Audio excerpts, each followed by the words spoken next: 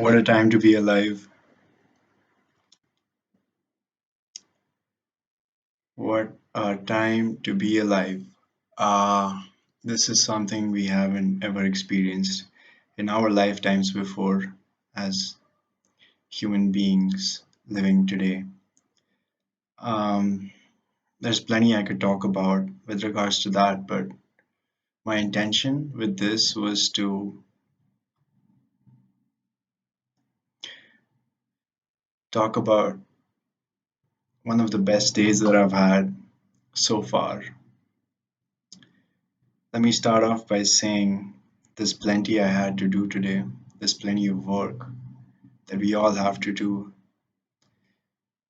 We're always on this clock as a race. I think we're the only race that's on a self imposed clock, which isn't biologically programmed into us. We're not meant to be doing this. We're not meant to always be following a piece of plastic that supposedly tells us where and when to be at what time. Time itself is something that we have defined for ourselves for the sake of productivity. But today, I indulged in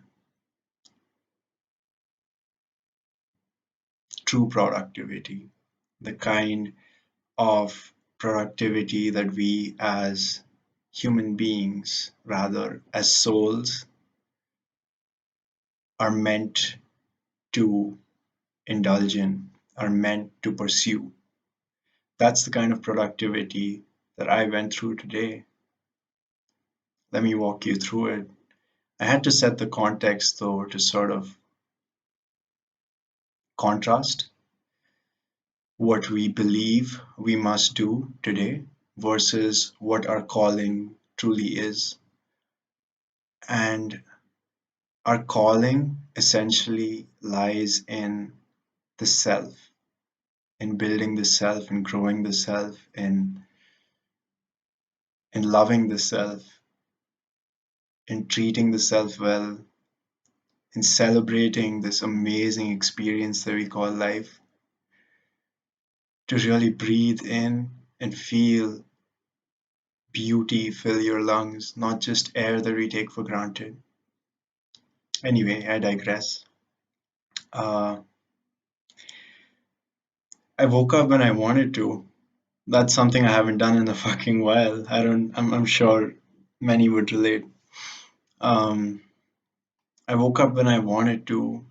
I didn't force myself to get out of bed and throw myself into an energy or into a state of mind where I'm supposed to be a certain way, behave a certain way, think a certain way, where all of you know you feel just gets disregarded and you submit to what we're meant to do, what we're supposed to do.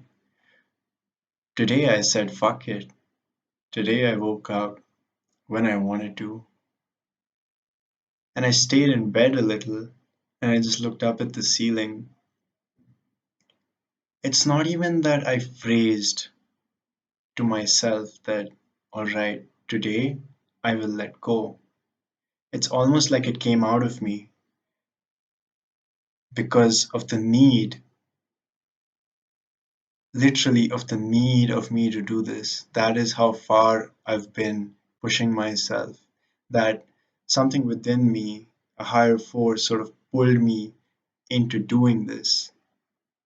And I didn't even, there was no coherent thought, there was no conscious thought that made me follow my regular self care routine because it does help. It does make you feel good. And whatever that calling was within me told me that it is the right thing to do.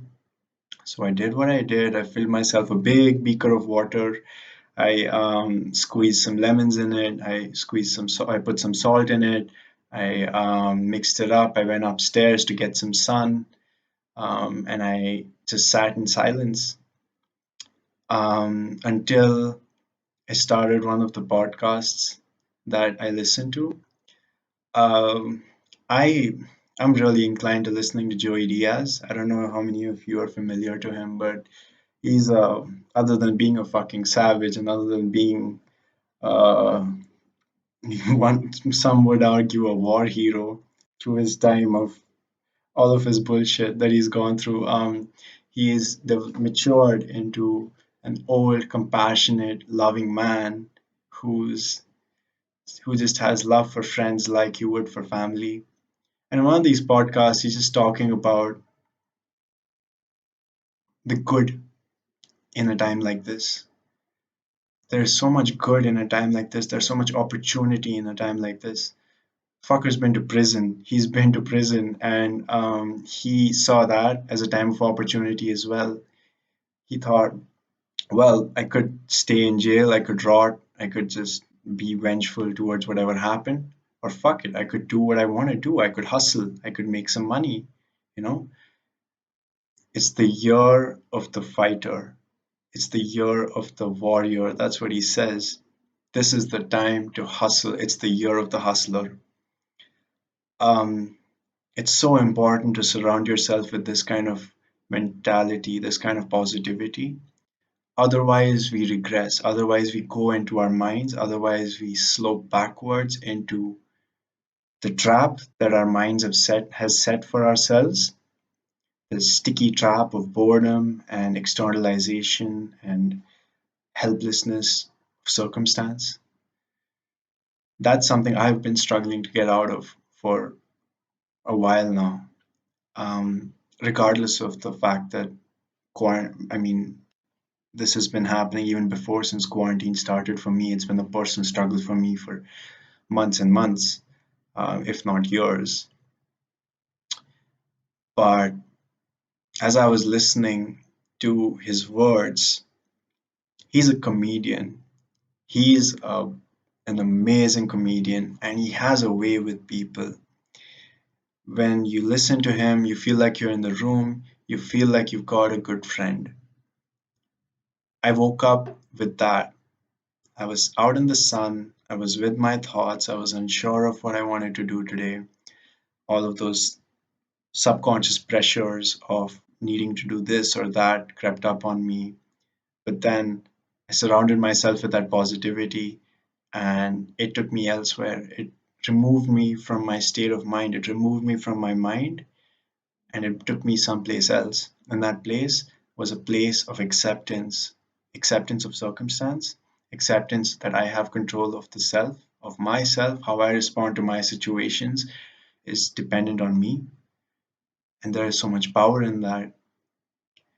And if nothing else, it's just his fucking voice. You guys gotta check it out. You guys gotta check Joey Diaz out.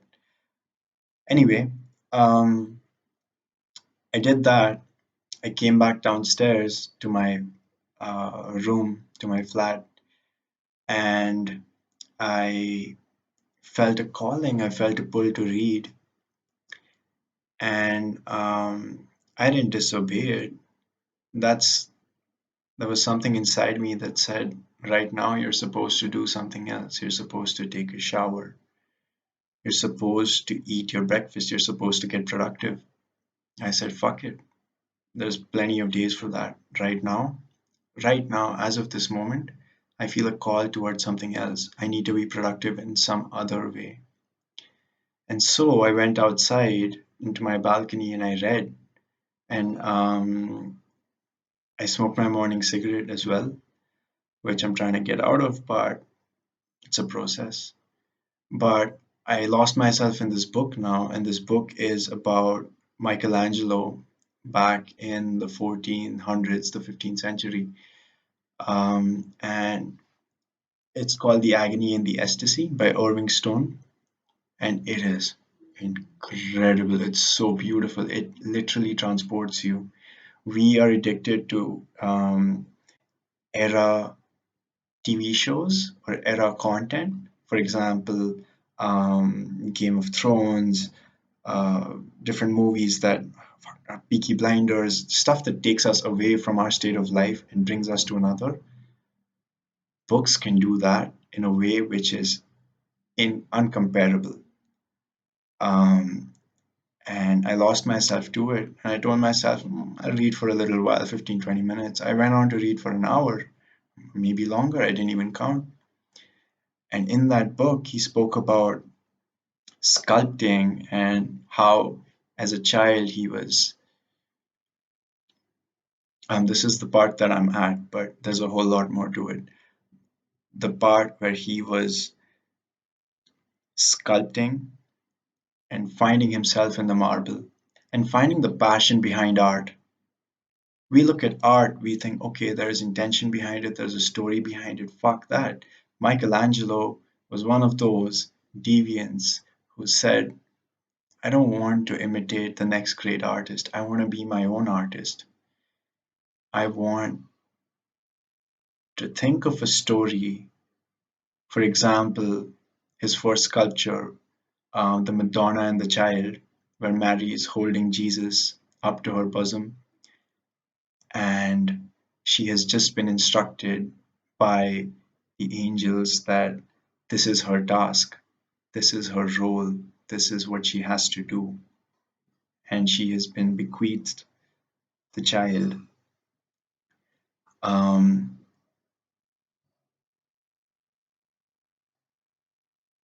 all art until that point, until the day of Michelangelo, had been about Jesus, about the whole scene, about the fact that, all right, this is the story, here you go.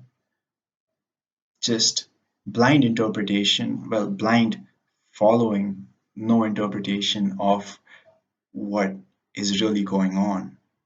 Because I feel that is one of the cancers of humanity, which is altruism, altruistic thought, where an artist, for example, would say an artist's job is not to interpret, an artist's job is to imitate. And now you may find some similarities in what I said um, with what is said in Ayn Rand's Fountainhead, where if you've read that, then Howard Roark talks about, um, well, he doesn't talk about it, he doesn't give a fuck, but the world talks about architecture being just uh, a tribute to the ancestors or the founders of architecture who figured everything out. Then you come across a deviant who says architecture is for architecture's sake. You worship architecture, you don't worship architects. Similarly, Michelangelo says, I appreciate and I adore and I dream to be as good as the artists that once were, but I want to find something personal in it. And I lost myself in the story and how Irving Stone just so perfectly captured the fact that Michelangelo didn't know or didn't remember his biological mother fully because she had died when he was really young, and their family would not speak of her in the household. But he struggled, and this is something that made my morning, this whole conversation, inner dialogue that he had. The fact that human beings can have such inner dialogue is so fucking beautiful. The fact that he realized at a young age, at the age of 15, that the concept behind what he wishes to do, behind the Madonna and the child, is something that he couldn't resonate with because he did not really understand the true relationship between a mother and child. It's not so much about interpretation as it is about empathy. He wanted to empathize with the sculpture, and in that, he would find true creativity, true creation, rather, I should say. And that just blew my mind. So they talk about Irving Stone talks about him going across the Tuscany countryside, looking at women playing with their children or women just do mothers doing their everyday tasks and paying them a few scudi, that's the local currency at the time, to observe and to sketch mothers and children in every possible way that they could be to understand that. How many people have the purity to pursue art in that way as it is today? How many people want to say, all right, this is what I want to capture in what I do? You put aside the art, you put aside the sculpting. What does the sculpture or the art or the medium in which you communicate, what does that tell you? What do you feel as a peruser towards that? And that just blew my mind because he was one of the first people in that time to have his own independent interpretation of legends which are so worldly accepted and not interpreted. He wanted to capture not just the image of the Madonna and the child, but he wanted to capture the dilemma, the serious dilemma that Mary had in her undertaking of this glorious yet painful journey of going through life and this future beheld for her child. It's a lot for a human being to take in, and that's what was captured.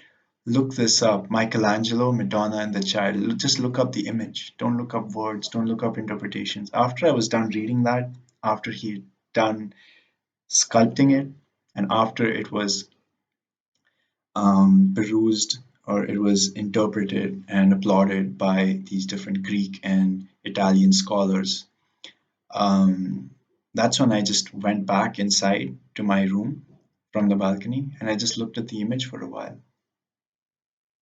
It took me back to the time that I was in Amsterdam and I was beholding um, Rembrandt's work. There was an art festival where uh, Rembrandt uh, pieces were flown in from all over the world and they were displayed, they were on display. And it was one of the best, most pivotal points for me, myself as a budding artist, because I just spent most of my day there. I just spent most of my day this close up to exhibits, just looking and trying to understand how it was even possible for somebody so young to start out and be so perfect in their study of the endeavor of expression. That's what I feel it is. You be an artist, you be a musician, you be anything, a writer. It's all about expressing, and that is what Michelangelo at such a young age was exploring. That blew my mind. Um, I felt like I was traveling a lot. By traveling, I mean my energy was traveling a lot. My ethereal body was traveling a lot as I was reading all of this because I was in those days. I was in that time, and um, it was tiring. So after however long I did take to read it, I ate myself some breakfast, and I've been doing this thing called mindful eating, where you have no distractions. You just sit yourself down at a table and you really become mindful of the food that is in front of you. You practice gratitude around it and you really feel every single experience around it, which would mean taking a bite, feeling all the explosion of flavors that come into your mouth. It's so beautiful. Swallowing it and feeling the food. And if you focus and if you practice this enough, I'm beginning to, but if you practice this enough, you can feel the food go all the way down into your stomach through your esophagus. And in that, you bring attention to the inside of your body. And that's not easy, even when you meditate, that's not easy to bring attention to your organs individually. But this is one of the ways that I found that it's possible and it blew my mind. So I've been doing that. And after that, I just let the day pull me. I just let the day pull me. And it was it was such a beautiful day. I'm not going to go into every single thing I did in the same depth that I did the previous things. But eventually, I had a beautiful, beautiful afternoon that led me into such a deep state of meditative presence and relaxation that I fell asleep. And I don't remember the last time I've slept in the day. Uh, and I woke up at 5 come evening, and that's not recommended to sleep that late into the evening because your internal energies are not aligned with uh, the time of the day, and you wake up feeling really groggy. I'm sure you must have experienced it. Think back. You nap in the evenings, you wake up feeling like shit. That happens. But regardless, I stayed in it. That's the thing. Even getting out of that feeling of feeling like shit and wanting to be productive again is an obsessive pull that we program ourselves into because productivity, in its essence, materialistic productivity, is what the fucking human experience has become about, right? And that's fucking crazy. We don't want that. We don't want that. We want to live, And that's what I think different people at different points of time in their lives begin to realize. It's about living more than being something for the world. Um,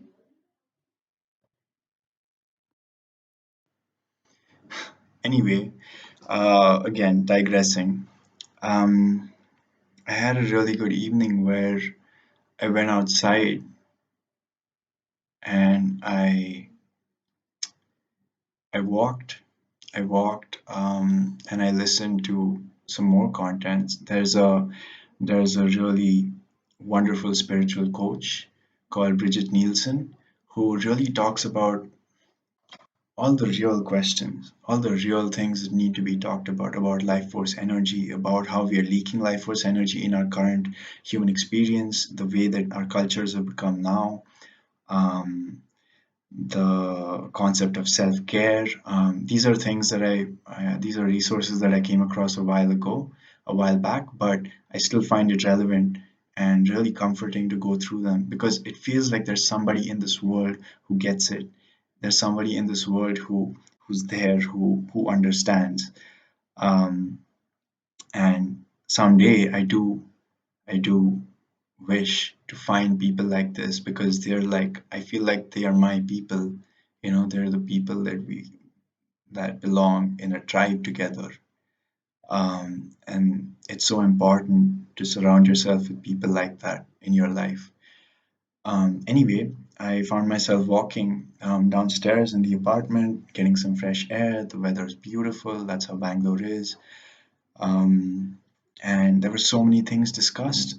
Bridget talks about the inner child, about the fact that there's different ways in which we can get in touch with them, and it's so important to understand them. It's so important to understand our inner child, how they come outside at different points, and that experience manifests itself in the form of anger, anxiety, um, trouble, all of that.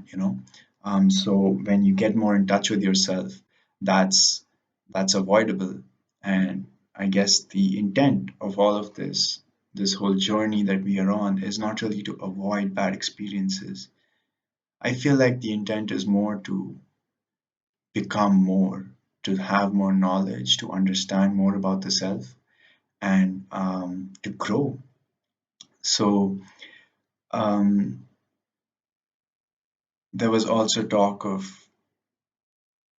as I said, life force energy, how to cultivate that in the self, how we are transacting on a day to day basis while drawing from the life force energy, which is meant to be a reservoir in our souls, as opposed to something we just draw from every time we face a situation which is externally damaging to us, externally harmful to us. I'm sure we must have felt that. There are different ways in which you feel drained, right? That's because you're drawing from different sources of energy. Also, additionally, she talks about the artificial energy that we ingest in ourselves to increase our adrenaline and cortisol levels that we can draw from. Um, and that just ends up doing a lot of harm to the body. And that's not good. That's not good if you're really trying to understand and pursue your journey. So it pulled me into thinking of all of these wonderful ideas that I have for myself that I want to implement in my own life. Um, and I can't explain it, but I started running. I had my gear on, so I was just walking because it's comfortable. But then I started running, and I didn't plan on a workout today. As I said, I didn't plan on anything. And I've not run this much as I have in a while. I was just listening to her voice and I was running. And it felt as though there were two different experiences I was living, that I was in my physical experience, which was exerting itself, which was uh, going through physical exertion and discomfort, and my mental existence, which was just so comfortable and so at peace and so in resonance with what was being discussed, all the wonderful ideas that were being discussed. I felt the energy around my body, the physical energy around my body change. I felt like I was radiating something different. I saw a dog, I couldn't help but smile. That meant I was channeling my inner child too. My inner child was out there with me, because often I melt when I see a dog. I feel so happy, and I mean this the child in me comes out because there's a child that's in front of me in the form of a beautiful dog. Anyway, after this wonderful wholesome experience when I was physically tired and done and just wiped out, um, I felt a pull towards going back upstairs to the terrace where I again felt a pull to listen to something that I haven't listened to in a long time. You wouldn't believe it. It's something that I have done art based on, and I've channeled my inner flow towards that art. And it's black gospel music. I can't explain it. I've never been to a black gospel service. I'm not a Christian. I can't explain it, but the resonance I have with the energy of people just praising the Lord and losing themselves in praise. Losing themselves in praise, I feel that is what is key. Now, this praise could be towards God as an entity that exists, or it could be towards a life force that exists within us that also exists somewhere outside. It depends on what you believe in, and that's okay. That's what's so unique about every person, and that's what I really lost myself in. So I was sitting up on the terrace looking out at the horizon. It's a tall building, there's no obstructing view. There's a beautiful breeze going on. And that's when I really felt flow. Because in the moments when I was almost in tears because of how beautiful what I was listening to was, I felt the breeze get stronger. And this happens to me sometimes. And I'm sure it happens to a lot of people if they are sensitive to it when they are in flow, because it's all about energy, it's all about mana, it's all about prana, chi, there's different ways in which people call it. And I just remember feeling so grateful to be alive, so grateful and so amazed with this human experience as it is. And I wanted to capture this. I was thinking about writing, but I feel like writing limits me to a point because there's so much that is being expressed right now as I'm communicating to you. It's my voice, it's my tone, it's my enunciation, it's my body language, it's my gestures, it's my expressions. There's so much. So all in all, I realized that in essence, the true calling of every human being must not be to conform to the world as we know it, but rather to conform or to follow the world as we want it. I feel like that's the key difference. Imagine if you were God, how would your world look like? You know, and now live in that world and now follow all the lessons and journeys that you would be taking up in that world, you'll find yourself on a completely unimaginable path.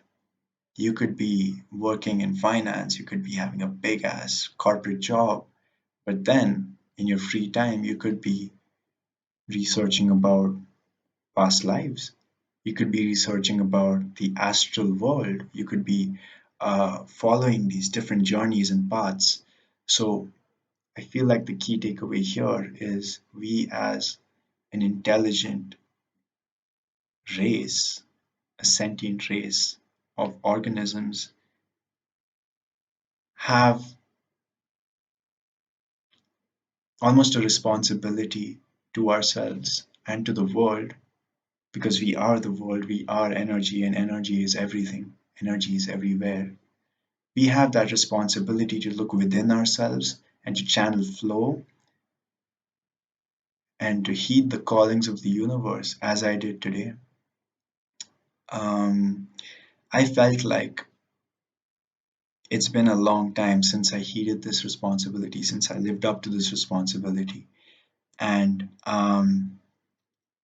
I guess I just wanted to share that because it's a beautiful experience. And I'm hoping that this inspires people to sit back, slow down, and have days like this or even moments like this because there's so much energy and life force to be drawn from it. There's so much reason for existence to be drawn from it. Um, I'm grateful for your time if you made it this far. If you didn't, I understand. It's okay. It's not for everybody. You could even listen to this as a podcast. That's okay. It's you could just put the audio on. You don't have to look at me. I'm fine with that. Um, and I'm glad and I'm grateful that I have this opportunity, that I have the internet, that I have all these resources, all this privilege to be able to discuss these ideas, explore them, and share them with you. Thank you so much for your time, and I hope you have a pleasant rest of your day or night.